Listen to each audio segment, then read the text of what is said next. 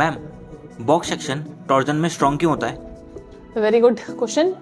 Actual में क्या होता है, अगर बॉक्स सेक्शन का शेप अगर आप देखोगे तो एक क्लोज शेप रहता है, तो एक क्लोज लूप की तरह काम करता है यहाँ पर। तो जैसे ही आपकी ट्विस्टिंग आएगी वैसे ही आपका जो स्ट्रेस डेवलप होगा वो कंटिन्यूसली फ्लो करेगा आपके सेक्शन के अराउंड। नतीजा ये होगा कि जैसे ही रोटेशन आएगी वैसे ही आपका क्या हो जाएगा, आपको एक स्ट्रॉन्ग रेजिस्टेंस मिलता है ऐसे शेप से, जिसकी वजह से आपका टॉर्जन यहाँ पर कहीं ना कहीं बैलेंस हो जाता है। फर्दर अगर आप देखें, जो बॉक्स सेक्शन होता है वो आपका स्मूथ और कंटिन्यूस शेयर फ्लो कराता है अराउंड द सेक्शन, जिसकी वजह से जो स्पेसिफिक पॉइंट्स होते हैं उन पे जो स्ट्रेस कंसंट्रेशन आता है वो बहुत ही कम आता है या आता ही नहीं है ना।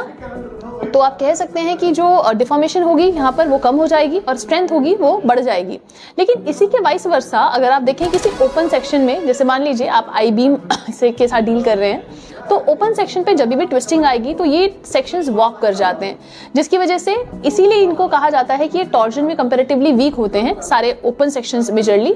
और जितने भी क्लोज सेक्शंस होंगे, जैसे कि आपका बॉक्स सेक्शन हो गया, सर्कुलर सेक्शन हो गया, ये आपको अमूमन टॉर्जन में काफी स्ट्रॉन्ग मिलते हैं इन्हीं कारणों की वजह से। धन्यवाद।